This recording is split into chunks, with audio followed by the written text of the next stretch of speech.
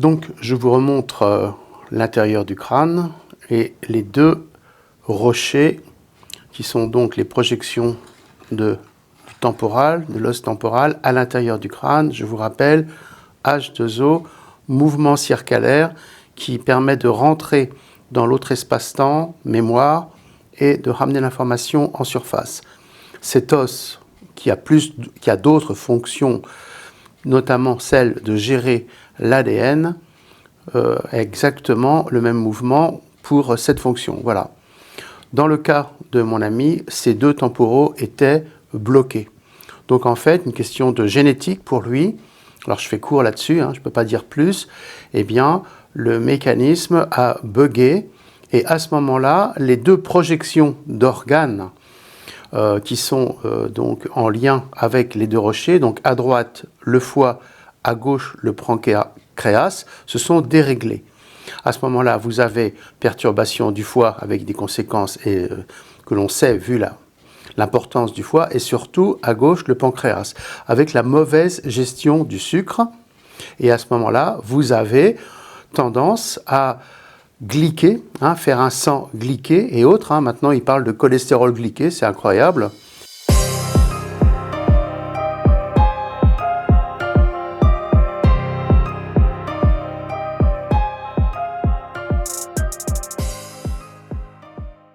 Mais on va dire qu'ils n'ont pas tout à fait tort. Et donc, vous avez tout l'ensemble de votre sang qui caramélise, qui commence, on le voit dans nos analyses. Et donc, les artères sensibles que sont, par exemple, les coronaires, très fines et tout, commencent à boucher. C'est-à-dire que le sucre n'a plus cette fonction de nourriture, etc. Et voilà l'explication, en tout cas pour notre ami, mais c'est souvent ça.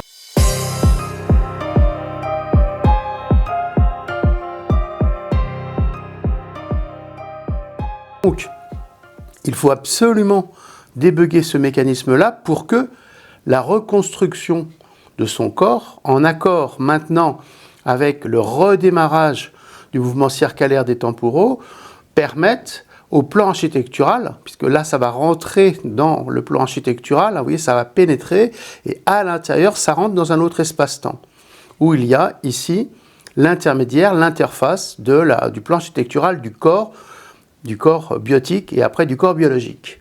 Je crois que j'ai bien expliqué dans d'autres vidéos, voilà. Donc voilà l'importance pour que sa convalescence, sa reconstruction se fasse au mieux, sinon il y a risque de récidive, bien sûr. Je dois rajouter également quelque chose de très important.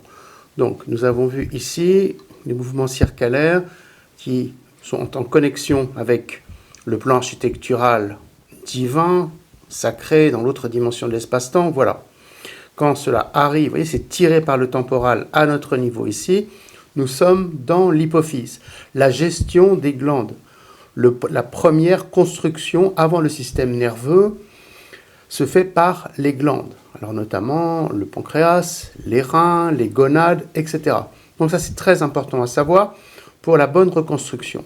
Ensuite, ce qu'il faut aussi savoir, c'est que cette hypophyse est en relation avec l'épiphyse. Alors vous voyez, l'épiphyse se situe ici, derrière la moelle épinière.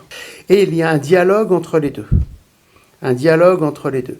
Ici, nous avons une connexion dans le plan architectural, on va dire, humain, et ici, plutôt avec le plan architectural divin, sacré, que l'on reconnecte pendant le sommeil.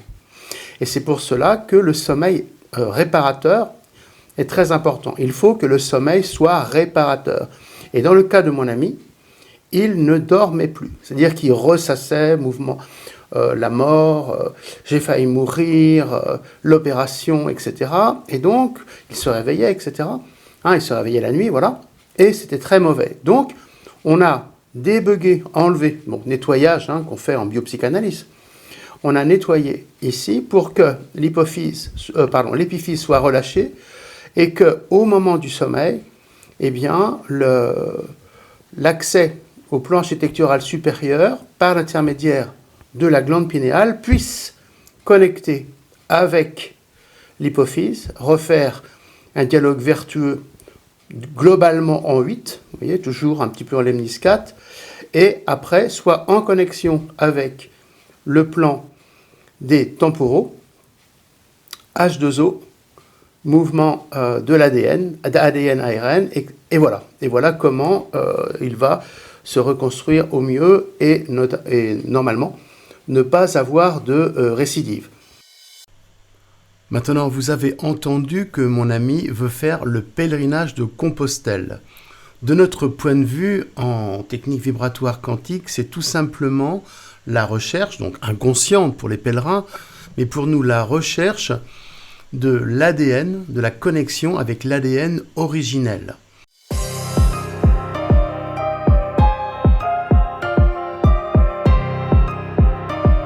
Vous voyez que la coquille Saint-Jacques a le même angle que H2O que l'on peut remettre au niveau du bassin. C'est très important puisque la coquille Saint-Jacques c'est du calcium et que le bassin et le calcium sont très liés, sont très importants. Voilà, je fais court.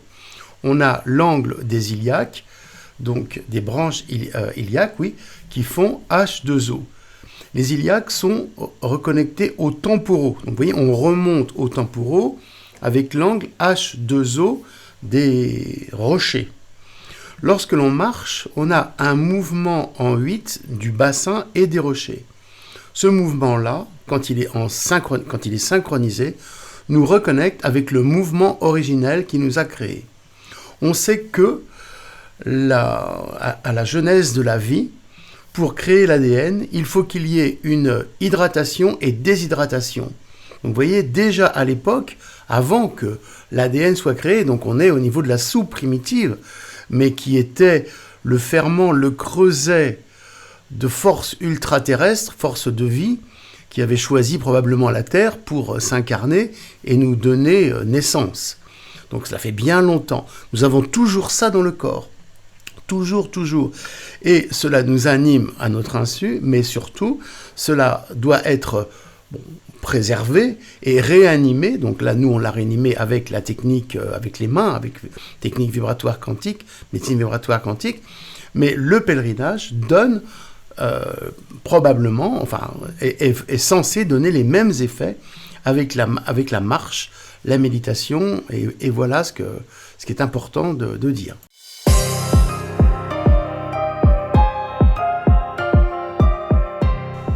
En protéionique, c'est analogiquement le même système qui permet, par la karchérisation, donc une projection de l'eau sur la membrane des protéines, de révéler leur identité, donc révéler la conscience.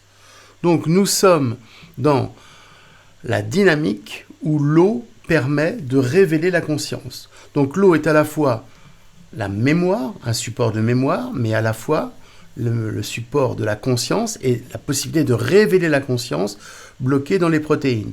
Donc vous voyez le lien que j'essaie d'expliquer entre notre ADN originel lié à l'eau et à la déshydratation, donc comme j'ai expliqué, donc je mets des liens pour ceux qui veulent aller plus loin. Le pèlerinage de Compostelle, qui est quelque chose qui va dans ce sens-là, et la protéionique, que l'on explique notamment dans les lacs protéiques que l'on voit dans nos analyses de sang, qui montrent là où sont levées les protéines. Donc tout ça est très lié et très cohérent. Inversement, c'est le maintien du fonctionnement pervers du sang en système sucre-carbone, donc un système en cercle vicieux, c'est-à-dire le sucre appelle le sucre, qui vous fait absorber du sucre pour maintenir cet état émotionnel toxique qui va nuire à votre cerveau, à votre cœur et surtout à votre éveil de conscience, vous entraînant subrepticement dans un terrain névrotique, cancéreux, athéromateux, délétère, vous raccourcissant vos années de vie. C'est donc, pour en revenir à notre sujet, le bon fonctionnement du cœur, le bon fonctionnement circulaire du cœur, et en accord avec le cerveau, qui va être le garant de ce bon fonctionnement de la protéionique. Je voulais dire également que la vaccination Covid à ARN détruit complètement ce mouvement. Donc double vaccination pour mon ami, et on a, avec l'effet retard, les conséquences cardiaques qu'il a eues. Donc, crise cardiaque, voilà. Donc vous voyez qu'il faut aussi nettoyer le vaccin, donc avec ce que l'on propose, la bouillie plus le graphène, pour que ces mémoires-là injectées libèrent les temporaux. Sinon, cela a constricté, fait une constriction, donc une pollution des temporaux, et tout le cercle vicieux s'est installé.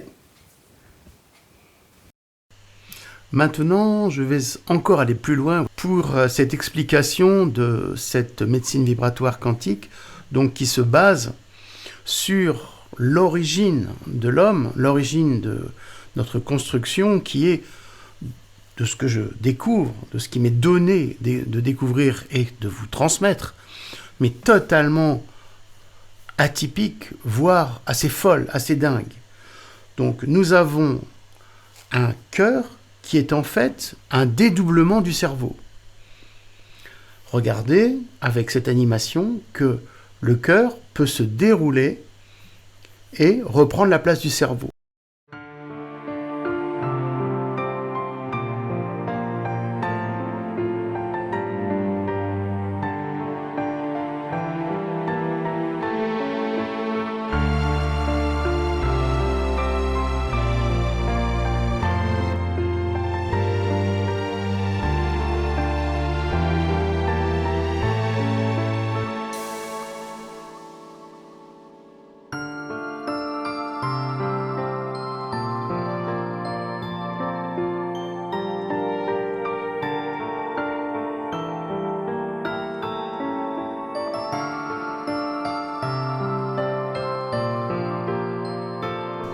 Comme vous pouvez le constater, cette animation a été faite avec les moyens du bord, mais peut-être qu'un jour on aura plus de sophistication avec d'autres moyens, mais rassurez-vous, la tomate cœur de bœuf a été délicieuse. Nous l'avons mangée ensuite. Le dysfonctionnement de ce mouvement circalaire cœur-cerveau qui démarre, qui s'installe déjà in utero, peut expliquer notamment des sténoses vasculaires aortiques chez les enfants, des ruptures de l'aorte un peu plus tard dans la vie, etc. En fait, il y a eu une sphère initiale qui a correspondu à la genèse de notre apparition sur Terre, dans cet espace de vie, de vivant, qui a donc commencé probablement par le cerveau, moi je pense probablement par le cœur, et la sphère, en fait, initiale s'est dédoublée, le cerveau est resté en haut et le cœur est resté en bas. On voit avec la position très curieuse et caractéristique de l'aorte qu'il y a eu une rotation. Alors on parle souvent pour la science actuelle d'embryologie, mais non, mais l'embryologie a en fait calqué le mouvement circalaire de base qui est un mouvement de torsion. Ce mouvement de torsion en spirale existe toujours dans le cœur. Les animations peuvent le montrer.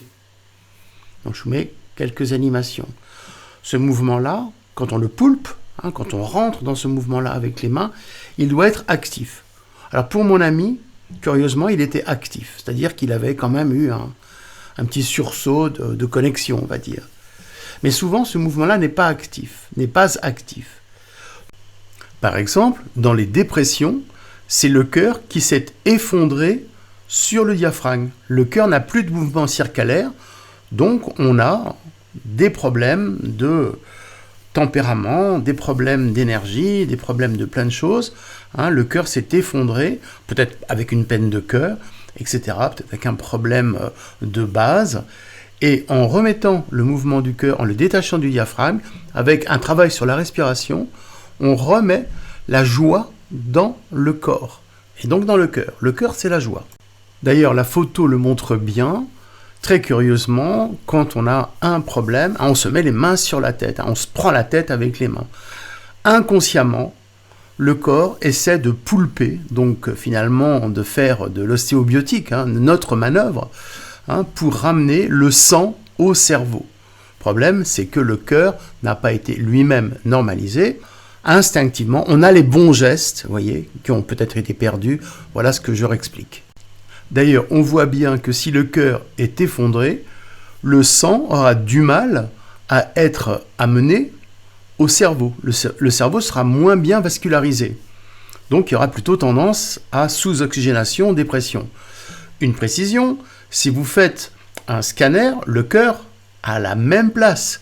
On ne voit pas le cœur se modifier. C'est uniquement au niveau de l'aura du cœur, vibratoire quantique, que tout cela se comprend, se poulpe et se répare, se normalise. Le cœur, c'est la joie. On a une relation entre cœur et cerveau. Donc, on doit nous nettoyer dans le cœur tous les impacts traumatiques, psychologiques, psychiques, qui ont été engrammés également et ou dans le crâne-cerveau. À partir de ce moment-là, le dialogue vertueux entre les deux se replace. On peut voir également, on peut comprendre également que dans ce mouvement de torsion où vont se mélanger, se côtoyer sang veineux et sang artériel, il y a un mécanique, une dynamique d'information entre les deux sangs. Le sang veineux informe le sang artériel, puisque le sang veineux remonte les informations par rapport aux stimuli, par rapport à la vie, à la digestion, etc. Ça remonte et c'est analysé par le cerveau. Entre-temps, c'est analysé par le cœur et après le cerveau. Et on retrouve cette même analogie dynamique dans le cerveau entre les deux lobes. On a lobe gauche et lobe droite, et là je le décris bien, les deux sont en dialogue. Le dialogue va après s'enrouler au niveau du frontal pour donner la dynamique de vie, la dynamique de l'axe d'évolution de vie, ayant fait au cours du départ de vie une synthèse entre les deux, entre lobe gauche et lobe droit, entre moi je dirais l'invisible et le visible, entre le matériel et l'impondérable. Et le drame est lorsque un des deux lobes, notamment par exemple le lobe gauche, le lobe matérialiste, est en prépondérance par rapport au lobe au mode d'accession à une architecture, on va dire, plus subtile entre les deux. Ceux qui restent sur le lobe droit sont des idéalistes non matériels qui restent un petit peu dans l'illusion de la vie, ne construisent pas. Moi, je pense toujours aux bobos gauchistes, que je crains. Voilà. Donc, ce dialogue-là se fait dans le cerveau, mais il se fait aussi dans le cœur. Le cœur, entre les deux, se communique par l'intermédiaire de la membrane. Alors, la membrane n'est pas fermée. La membrane, au moment de la naissance, c'est le cri, le souffle, le premier cri qui ferme cette membrane, qui s'appelle le trou de Bottal, etc. Donc, qui fait que la circulation va non plus être circulaire, mais arriver en 8. Cette fermeture du trou de Bottal, qui va donc signifier le départ de la circulation en 8 chez le fœtus, donc avec une séparation lobe droit, lobe gauche, cerveau droit, cerveau gauche, va être la source, le fondement de son identité et donc de sa recherche d'individuation. Ce départ d'individuation est calé sur le premier cri et le souffle. Il faut donc que tout se passe bien. Sinon, il y aura une mémoire, une sorte de bug au niveau du départ de sa vie, qui va se retrouver dans le sang, qui va se retrouver dans la qualité du souffle, de la vibration, du son, du chant, de la thyroïde, qui est très importante, etc. Et c'est ce que, par exemple, nous travaillons en ostéophonie, puisqu'on remet la fréquence sonore de base, enfin on travaille dessus, pour que le premier souffle soit associé à son identité que l'on va voir, que l'on va lire dans la circulation sanguine, notamment au niveau du sang, de l'analyse de la cohérence quantique du sang, qui va montrer que souvent, après un tel travail, eh bien les globules rouges vont devenir beaux et ronds en cohérence quantique plutôt que de garder les mémoires de stress, de mauvais départ dans la vie, qui vont faire une sorte de cumul d'informations qui va être dommageable pour l'évolution, la santé ou le bien-être de l'individu. Donc le respect de ce processus physiologique naturel de l'accouchement est capital à respecter pour que le départ dans la vie soit parfait. Par exemple, si le liquide amniotique qui est toujours dans les poumons est expulsé de façon mauvaise par la compression des poumons au niveau du passage, donc là un passage par exemple sur une naissance médicalisée qui ne va pas être naturelle, eh bien il y aura une mémoire au niveau de l'expulsion de ce liquide. Et cette mémoire-là va faire que les poumons vont continuer à sécréter l'analogie, je dirais, avec le liquide amniotique qui est du mucus. Donc on a les poumons encombrés qui vont donc nuire à l'oxygénation. Également, le premier, même si ça se passe bien et qu'il y a quand même quelque chose de compliqué en mémoire, il va y avoir la mémoire d'une brûlure de l'air dans les poumons. C'est-à-dire que l'oxygène qui arrive d'un coup dans les poumons alors que le liquide amniotique est expulsé va créer une mémoire de brûlure. Et cette mémoire de brûlure va donner le goût au tabac. C'est-à-dire qu'on va continuer à brûler ses poumons analogiquement avec la fumée et le goudron parce que l'interface eau-air, liquide amniotique, oxygène, n'aura pas été bien. Donc il y a des mémoires qu'on peut enlever. J'en parlais dans la naissance biotique. En concret, avec la technique de la boule magique que j'ai mise au point, eh bien, on peut faire arrêter les gens de fumer, donc sevrage tabagique, sevrage alcoolique également.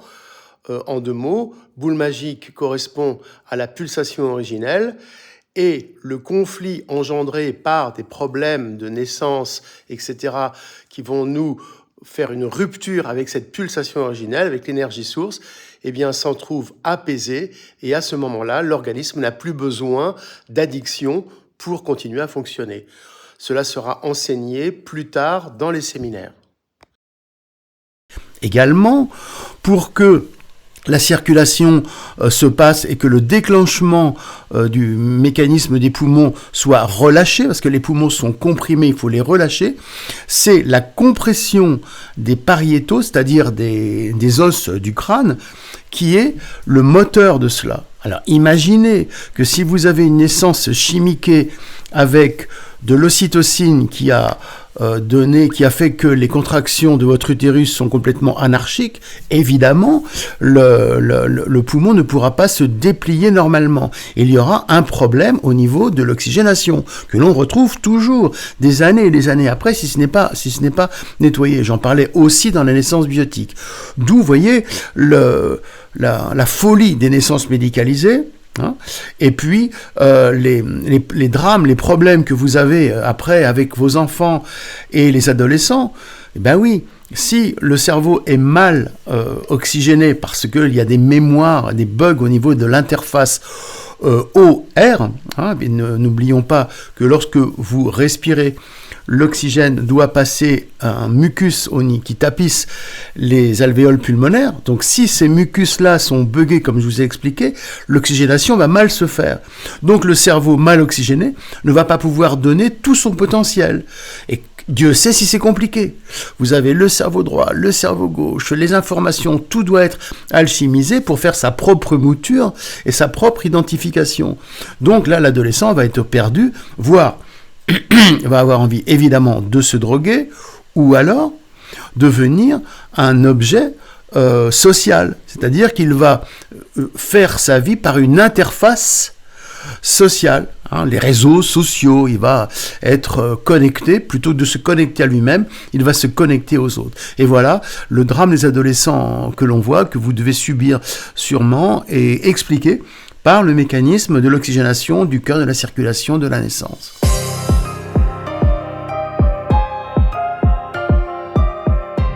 Donc, si vous avez déjà, au niveau du crâne, du cerveau, un dysfonctionnement au niveau du dialogue entre les 2 lobes gauche et droit, alors souvent les frontaux ou les préfrontaux, cela va se répercuter sur le cœur. Donc, favoriser une turbulence, vous voyez, quelque chose de non fluide qui va faire une bouillie, qui va perturber le flux, électrique. Et donc, vous aurez probablement un dysfonctionnement cardiaque qui peut être genèse de crise cardiaque. Voilà. Regardez dans ce schéma simplifié de la grande circulation comment la circulation en 8 est évidente, comment ça apparaît évident. À gauche, nous avons la grande circulation avec les échanges au niveau des capillaires. Donc vous voyez que tous ces échanges-là vont faire une torsion au niveau du cœur et faire une information entre lobe droit, lobe gauche, qui va au cerveau et reprend le mouvement circulaire, c'est-à-dire le mouvement spiralé de vie, de l'origine de la vie, qui est à la base de tout. Donc on peut comprendre qu'à partir du moment où ce mécanisme de régulation du corps, c'est-à-dire en fait de maintien du corps dans une bonne santé par l'intermédiaire des temporaux qui vont capter les énergies sources, les structurer par rapport au plan architectural et on va dire les reconditionner entre guillemets dans le corps pour qu'il fonctionne bien. À partir du moment où ce mécanisme est bloqué par la vaccination ARN, et là on a un souci à se faire parce que par rapport au bruit qui court, tous les vaccins, même les obligatoires pour les enfants, vont être en ARN messager, donc c'est redoutable, eh bien, on peut comprendre que le corps développe des cancers turbo. C'est-à-dire, le corps est livré à lui-même, il panique, il s'affole, et le mécanisme du cancer s'installe grâce, ça dépend du point de vue, au vaccin ARN. Ce qui est arrivé encore à un ami proche, Gilles, mon ami Gilles, qui est parti.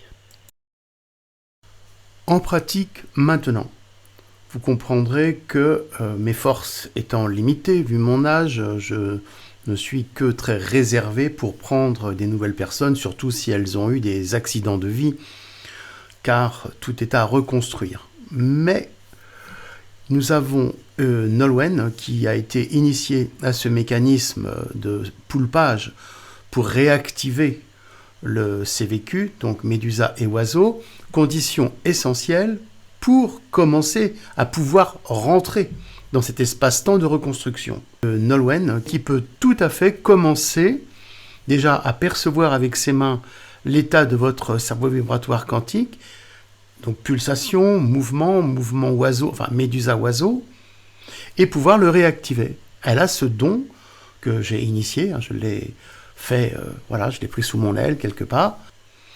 Nous proposons d'abord, pour les intéressés, une analyse du sang, pour savoir l'état de pollution de votre sang. Car si c'est pollué, avec les vaccins notamment, vous aurez beau remettre en mouvement, en action, le médusa oiseau, donc le cerveau vibratoire quantique, cela ne sera pas aussi efficace et rentable que cela le devrait.